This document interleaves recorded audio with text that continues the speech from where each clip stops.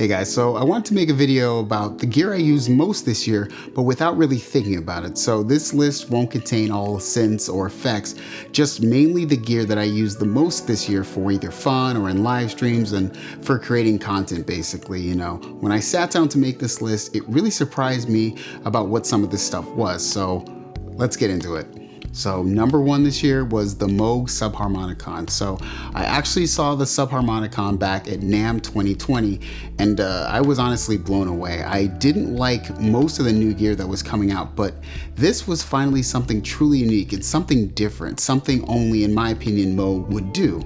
So when I was finally able to get my hands on it, I was like using it like crazy. And I even made a video about my creative process for how to make chords on it.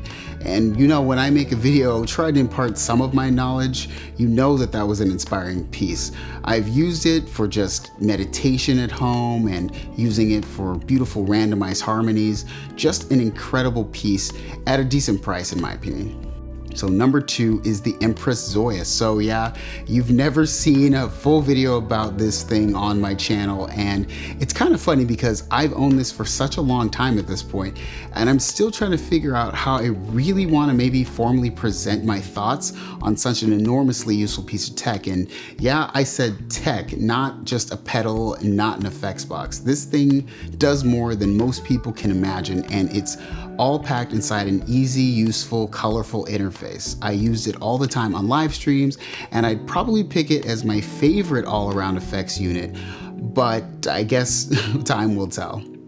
So next up is my Zoom H5, and yeah, I've used this thing constantly and it never lets me down. I've owned it for years and years and years, and it never sounds bad and it never confuses me about how to use it. It's rugged, it's kind of modular, and it's kind of cute, at least in my opinion. So the reason why I think the Zoom H5 is used so much is because I've never lost a session. I've never wondered, you know, how do I, you know? So the only reason why I upgraded to the Mix Pre 3 now is because I felt the preamps weren't clean enough for me anymore. And while it doesn't really matter much because I'm usually plugging it into a synthesizer and that's line level, but to do the voiceovers at the same time, I noticed that sometimes it wasn't clean enough for my taste. But yeah, if I'm on the go, I'm still grabbing this. So now it's my trusty Sony a7R II, and I've actually owned the a7R II since 2015, and wow, what a camera.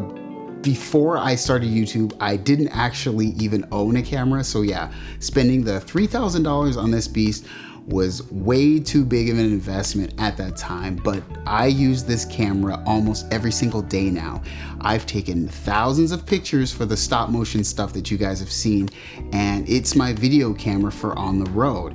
It does all the thumbnail shots and all my Instagram content. And I mean, it's been even a little beaten up by me at this point, but guess what? If today I broke this camera, I would buy this exact same camera all over again, even though tons of new ones exist. So let's be honest, this a7R II has 42 megapixels, and that is more than enough. So number 5 on this list is actually the Strymon Night Sky. And yeah, this pedal hasn't been out for very long, but I've used it a ton since it came out. And backstory, Strymon actually hired me to do some keyboard examples for their pages, and I jumped on the chance, honestly.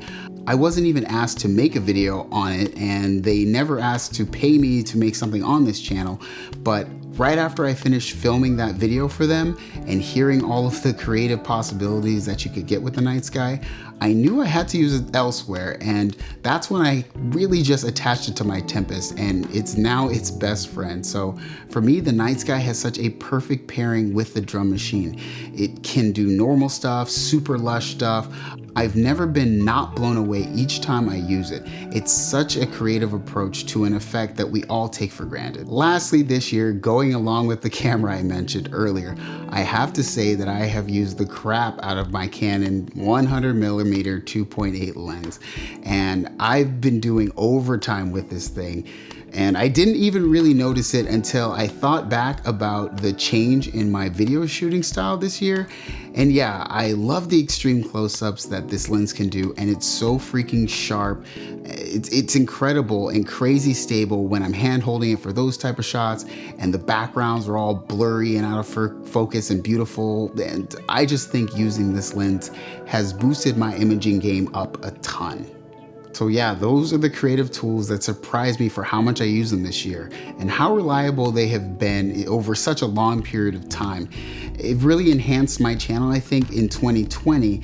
And as a musician and a content creator, so much of the time is actually spent behind the camera, and these tools really make it way more efficient and my job easier and more fun. So anyways, remember to like, subscribe, follow me on Instagram and Twitter. Thanks again for watching, guys, and I'll see you in the next one.